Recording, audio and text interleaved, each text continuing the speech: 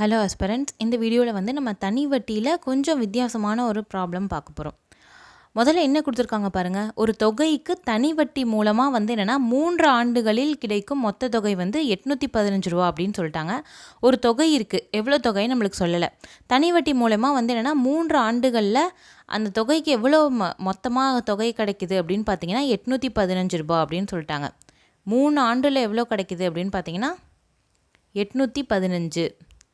அடுத்தது என்ன சொல்லியிருக்காங்கன்னா 4 ஆண்டுகளில் எவ்வளோ மொத்த தொகை கிடைக்குது அப்படின்னு பார்த்தீங்கன்னா 854 அப்படின்னு கிடைக்குது. சரியா? அப்படின்னா மூலத்தொகை என்ன அப்படின்னு சொல்லி கேட்டிருக்காங்க. அதாவது பி என்ன, அசல் என்ன அப்படின்னு சொல்லி கேட்குறாங்க. இதுதான் வந்து கொஷின். சரியா?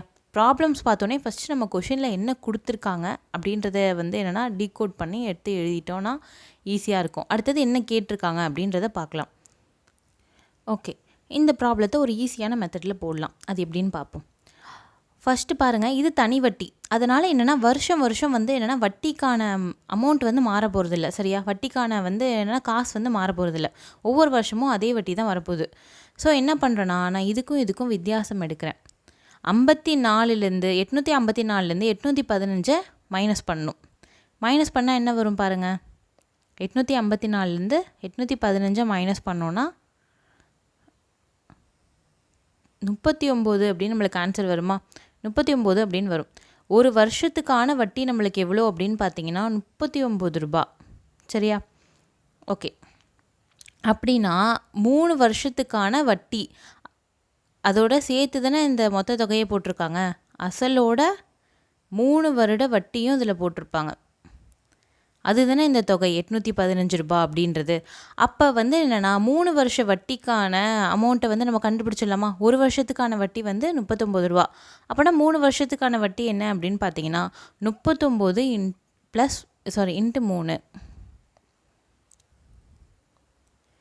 3 வருஷத்துக்கான வட்டி எவ்வளோ அப்படின்னு பார்த்தீங்கன்னா அசல் ப்ளஸ் 3 இன்ட்டு 39 அப்படின்னு வரும். சரியா? ஓகே,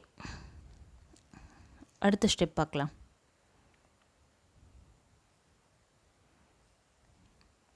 $815 அசல் ப்ளஸ் 3 இன்ட்டு 39. சரியா? இப்போ 3 39 பெருக்குனா என்ன வரும்? 39 இன்ட்டு 3 9 27 3 9 மேலே 2 117 அப்படின்னு வருதா நம்மளுக்கு ஆன்சர். ஸோ என்னென்னா அசல் தானே கேட்குறாங்க. அசல் ஈக்குவல்ட்டு 815 மைனஸ் 117 அப்படின்னு போட்டால் என்ன வரும் பாருங்கள். 815லேருந்து 117 கழிக்கணும். என்ன வரும்? 5லேருந்து 7 போகாது. ஸோ நம்ம 15ன்னு மாத்திரம். 15லேருந்து போனால் 8. இது வந்து என்னவா மாறும்னா மொத்தமாக 80 அப்படின்னு மாறும். 80லேருந்து 11 போனால் 69 அப்படின்னு மாறும். 698 அப்படின்றது தான் அசல். சரிங்களா?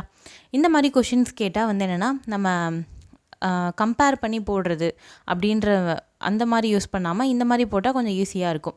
ஏன்னா தனி வட்டி அப்படின்றது எல்லா வருஷத்துக்கும் ஒரே மாதிரியான வட்டி தான் இருக்க போகுது. ஸோ என்னென்னா ஒரு வருஷத்துக்கான வட்டி எவ்வளோ அப்படின்னு கண்டுபிடிச்சிட்டா அதை வச்சு நம்ம என்ன பண்ணலாம்னா மைனஸ் பண்ணி அசலை வந்து கண்டுபிடிச்சிடலாம். ஓகேவா? இந்த ப்ராப்ளம் வந்து உங்களுக்கு புரிஞ்சிருக்குன்னு நினைக்கிறேன். நெக்ஸ்ட் வீடியோவில் நம்ம வேறு ஒரு ப்ராப்ளத்தோடு பார்க்கலாம். தேங்க்யூ.